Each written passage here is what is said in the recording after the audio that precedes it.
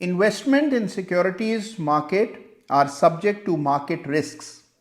Read all the related documents carefully before investing. अगर मैं आपसे कहूं कि अगर आप प्राइस चार्ट देखकर ट्रेड करते हैं तो बड़ी भारी गलती करते हैं, क्योंकि प्राइस से ज्यादा जरूरी होता है वॉल्यूम, तो शायद आप विश्वास नहीं करेंगे। अगर विश्वास नहीं हो रहा है तो आज के वीडियो को एंड तक देखिए। वॉल्यूम से इंपॉर्टेंट और कुछ भी नहीं होता है, और वॉल्यूम को देखे बिना अगर आप ट्रेड कर रहे हैं तो भारी गलती कर रहे हैं। कैसे वॉल्यूम देखा जाता है, और विशेष रूप से वॉल्यूम में कुछ अपवाद ऐसे होते हैं जो जबरदस्त परिणाम लेकर के आते हैं, उन्हें जानेंगे आज के वीडियो में। तो एंड तक आज के वीडियो को देखिएगा, और हां, इस वीडियो को अपने दोस्तों, मित्रों, सहयोगियों के साथ बांटना मत भूलिए।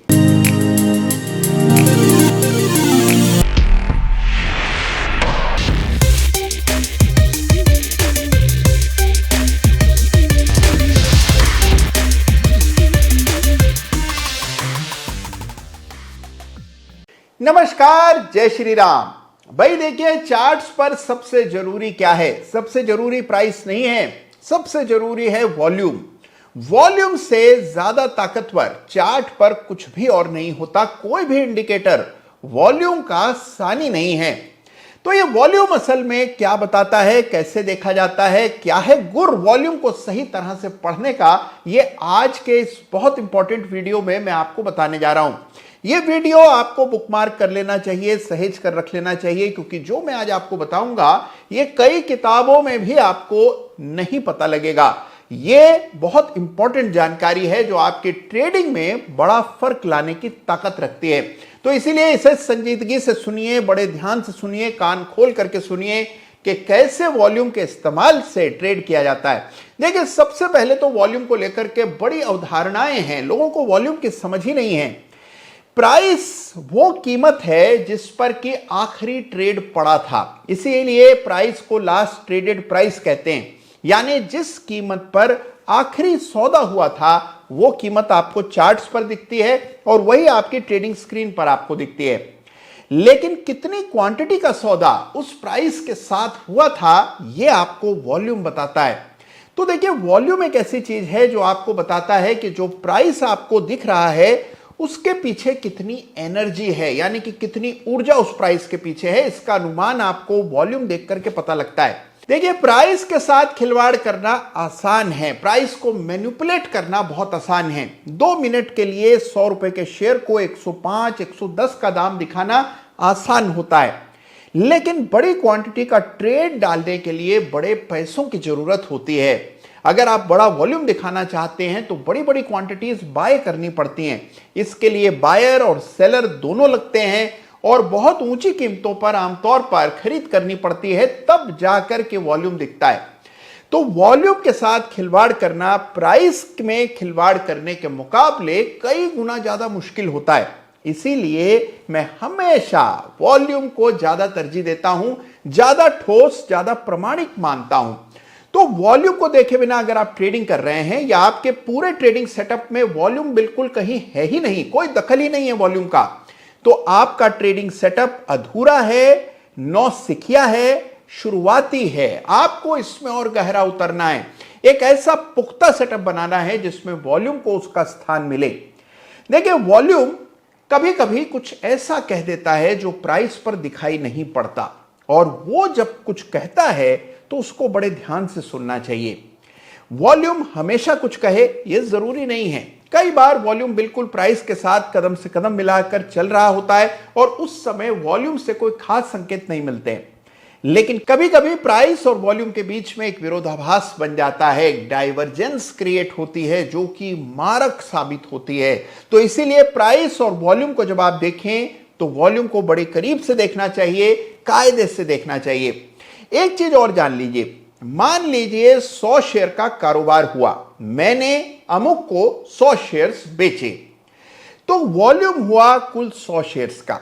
कुछ लोग ये सोचते हैं कि 100 शेयर बेचे गए और 100 शेयर खरीदे गए तो वॉल्यूम होना चाहिए 200।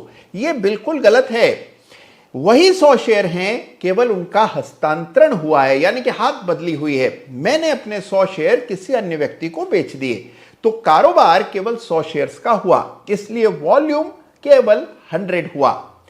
ये वॉल्यूम, कुल वॉल्यूम आपको चार्ट्स पर दिखाई पड़ता है। बड़ी से बड़ी संस्था क्यों ना हो, कंपनी का प्रमोटर स्वयं क्यों ना हो, अगर वो ट्रेड करता है तो उसको मजबूरन एक्सचेंज के जरिए करना पड़ता है, बाजार से शेयर लेने पड़ते हैं और उसका पदचाप आपको वॉल्यूम में दिखाई देता है। उसको वो क्या खरीद रहा है, किस दाम पर खरीद रहा है, इसका अनुमान वॉल्यूम देख करके होता है। तो वॉल्यूम से बड़ा और कोई भी ऐसा फैक्टर नहीं है जिसको आपको करीब से देखना है। अब सवाल यह है कि वॉल्यूम के बार्स तो हम सभी ने प्राइस चार्ट के नीचे देखे हैं, कभी ग्रीन बार बनता है तो कभी रेड बार बनता है, लेकिन खास कुछ पता नहीं लगता। देखिए, बड़े ध्यान से मेरी बात को सुनिएगा। मान लीजिए आपके सामने एक चार्ट है जहां प्राइस लगातार भाग रहा है ऊपर, लेकिन एक पीक लगी, एक टॉप लगा जिस पर बड़े वॉल्यूम देखने को मिले। अगर प्राइस के बढ़ने पर बड़े वॉल्यूम हो रहे हैं तो इसका मतलब इन बढ़ी हुई कीमतों पर भी ग्राहक खरीदने में रुचि रखते हैं, तो यह एक पॉजिटिव संकेत माना जाता है।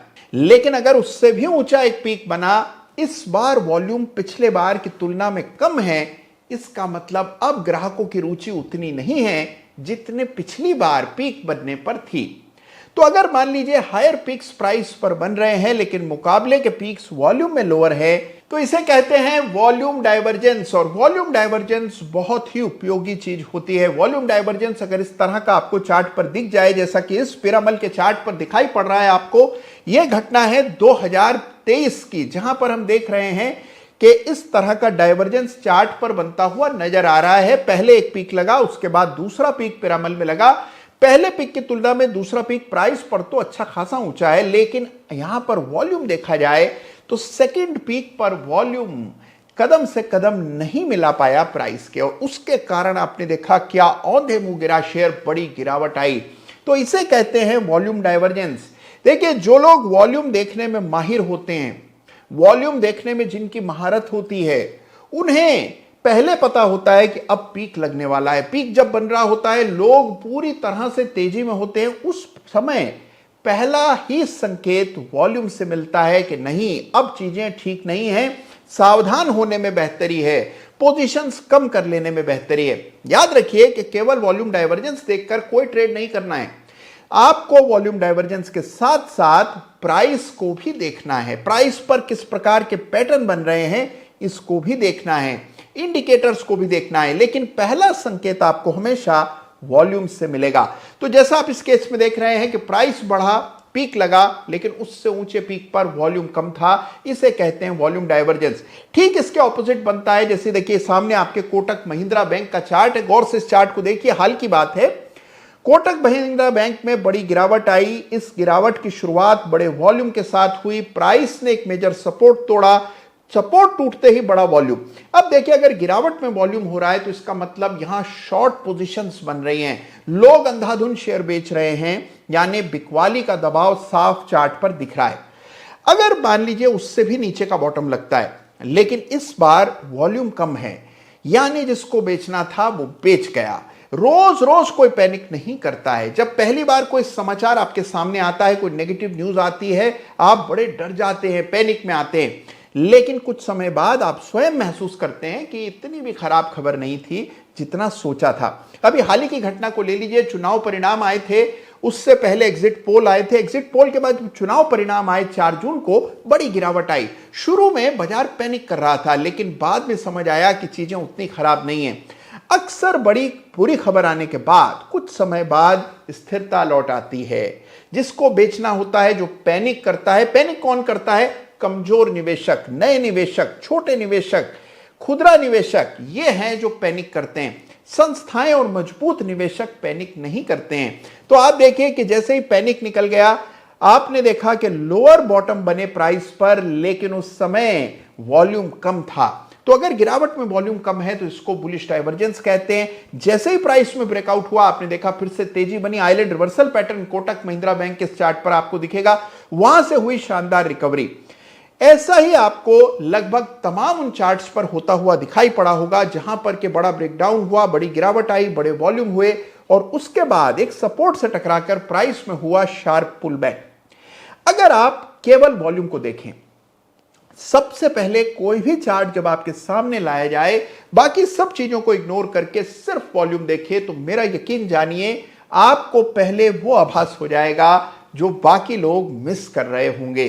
तो इसीलिए सबसे अधिक तरजीह अगर आपको किसी एक चीज पर देनी है तो वो है वॉल्यूम, और वॉल्यूम में भी विशेष रूप से डाइवर्जेंसेस जिनकी चर्चा अभी हमने की। हमने बुलिश डाइवर्जेंस का नमूना देखा कोटक के चार्ट में, बेरिश डाइवर्जेंस का नमूना देखा पिरामल के चार्ट में। दोनों तरह के डाइवर्जेंसेस समय समय पर चार्ट पर बनते हैं, हर टाइम फ्रेम पर बनते हैं। आप इंट्राडे ट्रेडर है तो इंट्राडे पर, वीकली मंथली पर काम करते हैं तो उन चार्ट्स पर भी डाइवर्जेंसेस बनते हैं। अगर ये डाइवर्जेंसेस समय पर पहचान लिया आपने तो आपको किसी इंडिकेटर की जरूरत नहीं है, किसी पैटर्न की जरूरत नहीं है, केवल प्राइस एक्शन को देखकर आप ट्रेड कर पाएंगे अगर आपने वॉल्यूम से पहले डाइवर्जेंस खोज रखा है। तो आप संकल्प कीजिए, तुरंत जो आपकी फहरिस्त है चार्ट्स की उनको खोलिए और एक एक चार्ट को गौर से देखिए, देखिए कहां पर डाइवर्जेंस बन रहा है। और अगर आपने डाइवर्जेंस ठीक से पहचान लिया तो देखिए कुछ दिनों बाद उस चार्ट पर क्या होता है। धीरे धीरे करके आपको डाइवर्जेंस खुद ब खुद दिखने लगेंगे। थोड़ा अभ्यास करना पड़ेगा, थोड़ी मेहनत करनी पड़ेगी, ढेरों चार्ट्स देखने पड़ेंगे, लेकिन कुछ पाना है तो कुछ खोना तो पड़ता ही है। बिना संघर्ष के कुछ हासिल नहीं होता, थोड़ा हार्डवर्क तो करना ही पड़ेगा। लेकिन अगर आप चार्ट देखेंगे तो डाइवर्जेंस आपको शर्तियां दिखेंगी। तो वॉल्यूम को केवल ऐसे सादा मत देखिए, वॉल्यूम को हमेशा डाइवर्जेंस के पर्सपेक्टिव में देखिए और आप देखेंगे कि आप पेशेवर ढंग से चार्ट देख पाएंगे। तो कैसा लगा आपको आज का ये वीडियो, मुझे जरूर बताइएगा।